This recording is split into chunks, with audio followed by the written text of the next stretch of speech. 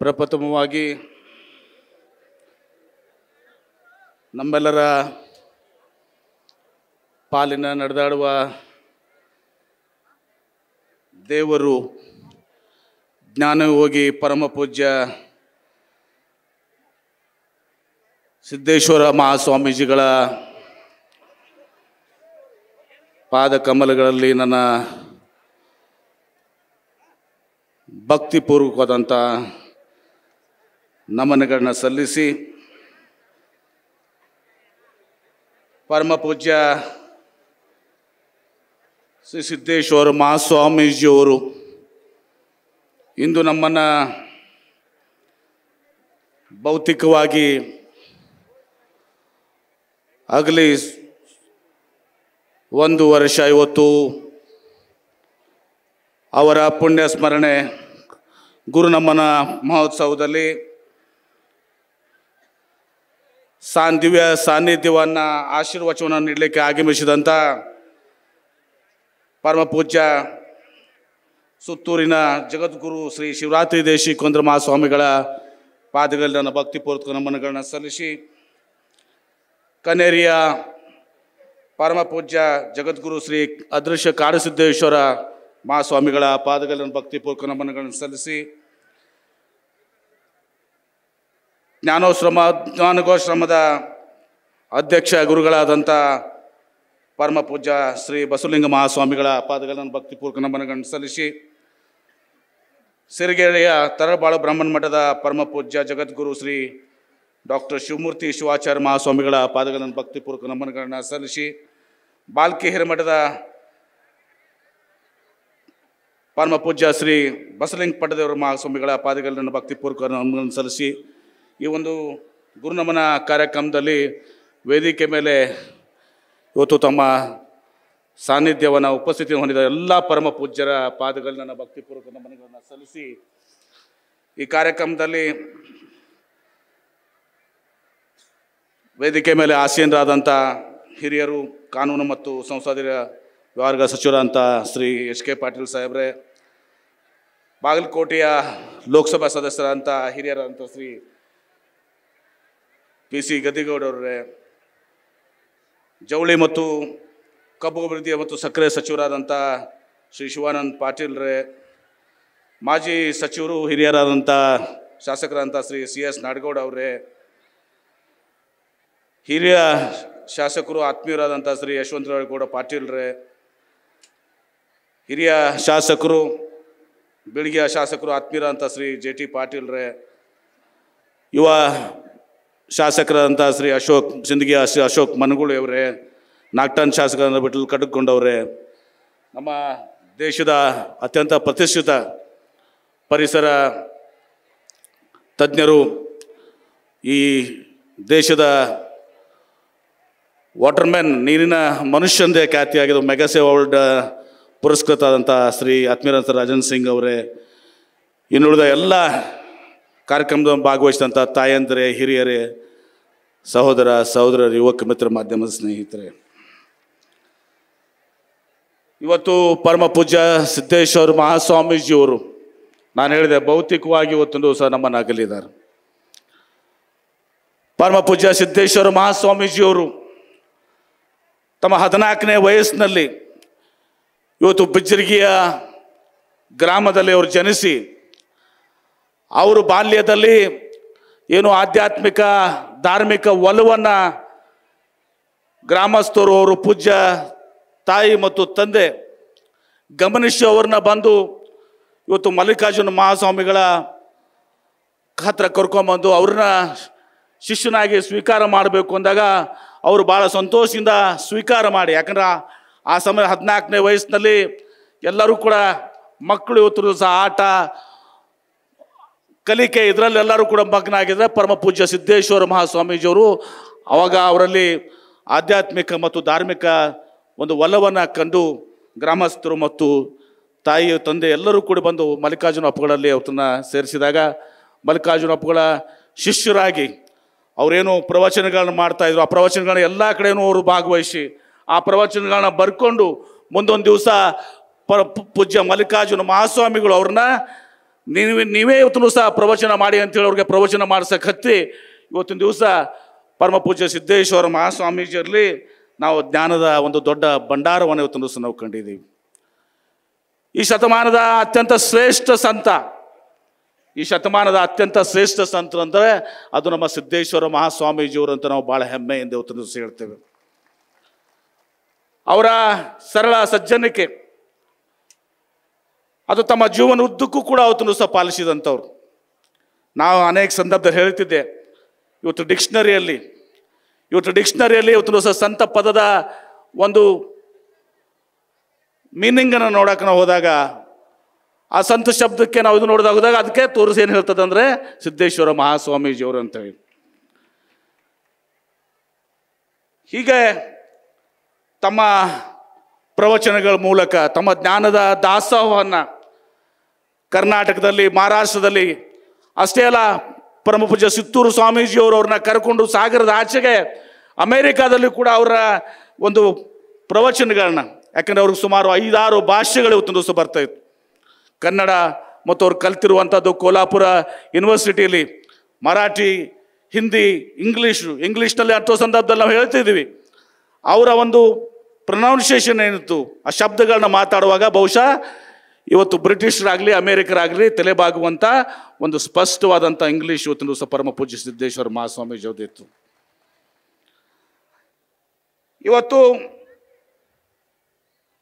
ಸಿದ್ದೇಶ್ವರ ಮಹಾಸ್ವಾಮೀಜಿಗಳು ವಚನ ಸಾಹಿತ್ಯ, ವೇದ ಉಪನಿಷತ್ತುಗಳು, ಭಗವದ್ಗೀತೆಯ ಸಾರಗಳು, ಅರಿಸ್ಟಾಟಲ್, ಸಾಕ್ರೆಟಿಸ್, ಪ್ಲೇಟೋ ನಂಥ ಮಹಾನ್ ತತ್ವಜ್ಞಾನಿಗಳ ಜಗತ್ತಿನ ಶ್ರೇಷ್ಠ ದಾರ್ಶನಿಕರ ಜೀವನ ಘಟನೆಗಳನ್ನ ಮತ್ತು ವಿಜ್ಞಾನ ಖಗೋಳಶಾಸ್ತ್ರದ ಸೂತ್ರಗಳನ್ನ ಜನಸಾಮಾನ್ಯರಿಗೆ ತಿಳಿಸುವ ರೀತಿ ಎಲ್ಲೆಡೆ ಮೆಚ್ಚುಗೆಗೆ ಪಾತ್ರವಾದಂಥವ್ರು. ಅವರ ಪ್ರವಚನಗಳು ಜನಸಾಗರ. ನಾನು ಒಂದು ಸಲ ಹೊರತಿಯಲ್ಲಿ ನೋಡಿದೆ, ಯಶವಂತರಾಯಗೌಡರ ಮತಕ್ಷೇತ್ರ ಇಂಡಿಯಲ್ಲಿ ಬೆಳಗ್ಗೆ 6 ಗಂಟೆಗೆ ಪ್ರವಚನ, 5:30ಗೆ 6 ಗಂಟೆಗೆ 1 ಲಕ್ಷ ಜನ ಇವತ್ತು ದಿವಸ ಅಲ್ಲಿ ಸೇರುವಂಥದ್ದು. ನಸಿಕಿನ 5 ಗಂಟೆಯಲ್ಲಿ. ಅದೇ ರೀತಿ ಮಹಾರಾಷ್ಟ್ರದಲ್ಲಿ ಕೊಡೋದಾಗ 50,000ರಿಂದ 1 ಲಕ್ಷ ಜನ ಇವತ್ತು ದಿವಸ ಅವ್ರ ಮಾತುಗಳು. ಯಾಕಂದರೆ ಇವತ್ತು ದಿವಸ ಸರಳವಾದಂಥ ಭಾಷೆಯಲ್ಲಿ ಅತ್ಯಂತ ಶಾಂತಚಿತ್ತವಾಗಿ ಇವತ್ತು ದಿವಸ ಅವ್ರನ್ನು ನಮ್ಮೆಲ್ಲರಿಗೂ ಕೂಡ ತಮ್ಮ ಪ್ರವಚನಗಳ ಮೂಲಕ ನಮ್ಮ ಜೀವನದ ಪರಿಶುದ್ಧತೆಯವರೆಗೆ ಇವತ್ತು ದಿವಸ ನಮ್ಗೆ ಕರ್ಕೊಂಡು ಹೋಗುವಂಥ ಕೆಲಸವನ್ನು ಪೂಜ್ಯರು ಮಾಡಿದರು. ಪ್ರಕೃತಿ, ಕೃಷಿ, ಗ್ರಾಮೀಣ ಬದುಕು, ಜನಪದ ಸಂಸ್ಕೃತಿ, ಯುವಕರು, ಕ್ರೀಡೆ, ದೇಶ ಪ್ರೇಮ, ವಿಜ್ಞಾನ, ಯೋಗ ಇವುಗಳ ಶ್ರೀಗಳ ಒಂದು ಪ್ರೀತಿಯ ವಿಷಯಗಳು ದಿವಸ. ಅದೇ ರೀತಿ ಇವತ್ತು ಮಠದ ಅಧ್ಯಕ್ಷರು ಬಸವಲಿಂಗ ಪಟ್ಟದೇವರು ಕಳೆದ 9 ದಿವಸಗಳ ಕಾಲ ಪ್ರತಿಯೊಂದು ಅವರ ಮೆಚ್ಚುಗೆಗೆ ಅವ್ರಿಗೆ ಹತ್ತಿರವಾದಂಥ ಒಂದು ವಿಷಯ ಬಗ್ಗೆಯಲ್ಲಿ ಗೋಷ್ಠಿಯನ್ನು ಮಾಡಿಸಿದ್ದಾರೆ. ಇವತ್ತು ನಾನು 2013ರಲ್ಲಿ ನೀರಾವರಿ ಸಚಿವನಾಗಿದ್ದಾಗ, ಅದಕ್ಕಿಂತ ಮುಂಚೆ ಸುಮಾರು 25 ವರ್ಷದಿಂದ ತಿಕೋಟದಲ್ಲಿ ಒಂದು ಮಾತನ್ನು ಹೇಳಿದರು. ಅವರು ರೈತರ ಬಗ್ಗೆ ಎಷ್ಟು ಪ್ರೀತಿಯನ್ನು ಹೊಂದಿದ್ರು, ನೀರಿನ ಬಗ್ಗೆ ಎಷ್ಟು ಪ್ರೀತಿಯನ್ನು ಹೊಂದಿದ್ರು. ನನಗೆ ಹೇಳಿದರು, ಎಂ ಬಿ ಪಾಟೀಲ್ರ ಒಳ್ಳೆ ಬಿಸಿಲನ್ನು ಕೊಟ್ಟಾನ ದೇವ್ರ, ಒಳ್ಳೆ ಭೂಮಿ ಕೊಟ್ಟಾನ. ಆ ಭೂಮಿ ಮತ್ತು ಬಿಸಿಲಿನ ಮಧ್ಯೆ ಈ ಭೂಮಿಗೆ ಒಂದು ಬೊಗಸೆ ನೀರು ಕೊಡ್ರಿ. ನೀವು ಒಂದು ಬೊಗಸೆ ನೀರು ಕೊಟ್ಟರೆ ಇದು ಅಮೇರಿಕಾದ ಕ್ಯಾಲಿಫೋರ್ನಿಯಾನ ಮೀರಿಸ್ತದೆ. ಪ್ರಸಿದ್ಧವಾದಂಥ ಹಣ್ಣುಗಳನ್ನ, ದ್ರಾಕ್ಷಿ ಹಣ್ಣುಗಳನ್ನ ಬೆಳೆಯುವಂಥದ್ದು. ಬಹುಶಃ 2013ರಿಂದ 2018ರವರೆಗೆ ನಾನು ನೀರಾವರಿ ಸಚಿವನಾಗಿದ್ದಾಗ, ಬೃಹತ್ ನೀರಾವರಿ ಸಚಿವನಾಗಿದ್ದಾಗ ನಮ್ಮ ಅಂದಿನ ಮತ್ತು ಇಂದಿನ ಮುಖ್ಯಮಂತ್ರಿಗಳು ಸನ್ಮಾನ್ಯ ಸಿದ್ದರಾಮಯ್ಯ ಸಾಹೇಬರ ಒಂದು ಪ್ರೋತ್ಸಾಹದಿಂದ, ಅವರು ನನಗೆ ನೀಡಿದಂಥ ಒಂದು ಬೆಂಬಲದಿಂದ ಸಿದ್ದೇಶ್ವರ ಮಹಾಸ್ವಾಮೀಜಿಯವರ ಆ ಬೊಗಸೆ ನೀರಿನ ಕನಸನ್ನು ಇವತ್ತು ಸಹ ನನಸು ಮಾಡುವತ್ತಲ್ಲಿ ಇವತ್ತು ಸಹ ನಾವು ಕಾರ್ಯಪ್ರವೃತ್ತವಾಗಿ ಕೆಲಸ ಮಾಡಿದ್ದೀವಿ. ಅದನ್ನು ನಾನು ಯಾವಾಗಲೂ ಕೂಡ ನನಗೆ ಅಷ್ಟಂತೂ ಪ್ರೀತಿಯಿಂದ ಇವತ್ತಿನ ದಿವಸ ಅವ್ರು ಕಾಣ್ತಾ ಇದ್ರು. ಈ ನೀರು ಅಂದರೆ ಭಾಳ ಅಮೂಲ್ಯವಾದಂಥ ನೀರಿನ ಬಗ್ಗೆ ಅವರಂಥ ಪ್ರೀತಿ. ಅದಕ್ಕೆ ನಾನು ನಮ್ಮ ಮುಖ್ಯಮಂತ್ರಿಗಳಿದ್ದಾರೆ, ಅವರ ಒಂದು ಆಶ್ರಯ ಸರ್, ನೀರು ವಿಜಯಪುರ ಜಿಲ್ಲೆ, ಬರಗಾಲದ ಜಿಲ್ಲೆ, ಹಿಂದುಳಿದ ಜಿಲ್ಲೆ, ಇದನ್ನು ಹೋಗಲಾಡಿಸ್ಬೇಕು ಅಂತ ಕನಸನ್ನು ನನಸು ಮಾಡಿದರು. ತಮ್ಮ ನೇತೃತ್ವದಲ್ಲಿ, ತಮ್ಮ ಆಶೀರ್ವಾದದಿಂದ, ಮಾರ್ಗದರ್ಶನದಿಂದ ಆ ಕೆಲಸ ಇವತ್ತು ಸಹ ಆಗಲಿಕ್ಕೆ ಸಾಧ್ಯ ಆಯಿತು ಅನ್ನೋ ಮಾತನ್ನು ಈ ಸಂದರ್ಭದಲ್ಲಿ ಹೇಳಿ, ಇವತ್ತು ಧರ್ಮಗಳ ಮಧ್ಯೆ ಯುದ್ಧವನ್ನೇ ಸಾರಿರುವ ಇಂದಿನ ಪ್ರಸ್ತುತ ವಿದ್ಯಮಾನದಲ್ಲಿ ಶ್ರೀಗಳು ಧರ್ಮದ ಕುರಿತು ತಮ್ಮ ಅಂತಿಮ ಪತ್ರದಲ್ಲಿ ವಿಲ್ ಬರೆದಿರೋ ವಿಷಯ ನಮಗೆ ಮಾದರಿ.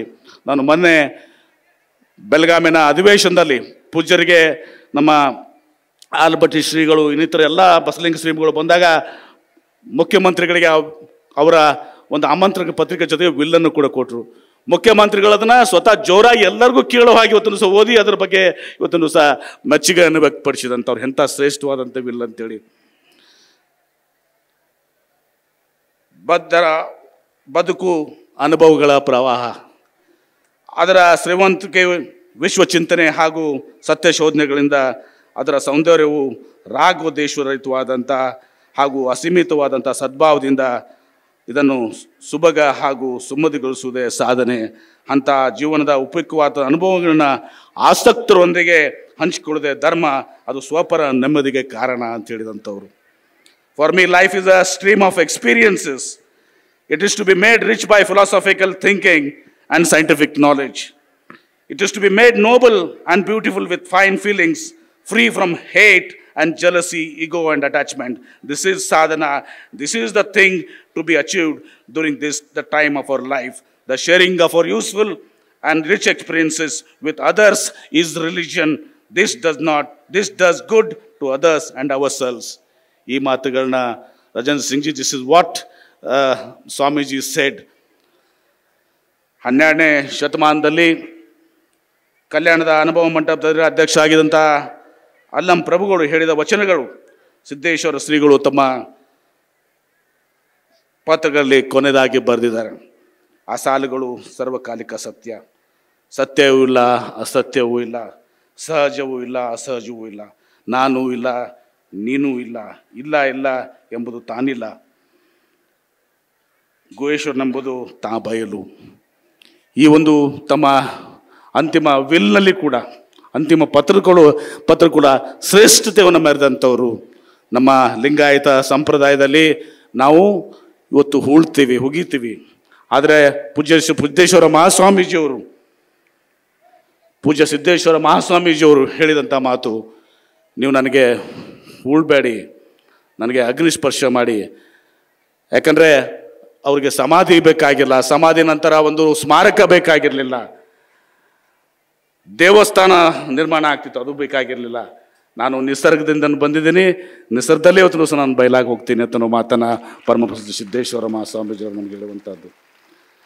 ಇದೀಗ ನನ್ನ ಕೊನೆಯ ಮಾತುಗಳನ್ನ ಪರಮಪೂಜ್ಯ ಕನೇರಿಯ ಕಾಡಸಿದ್ದೇಶ್ವರ ಮಹಾಸ್ವಾಮೀಜಿಯವರು, ಸುತ್ತೂರು ಮಹಾಸ್ವಾಮೀಜಿಯವರೊಂದಿಗೆ ಚರ್ಚೆ ಮಾಡಿ, ಇವತ್ತು ಪರಮಪೂಜ್ಯ ಸಿದ್ದೇಶ್ವರ ಮಹಾಸ್ವಾಮಿಯವರಿಗೆ ಇದ್ದಂಥ ನಿಸರ್ಗ ಪ್ರೇಮ.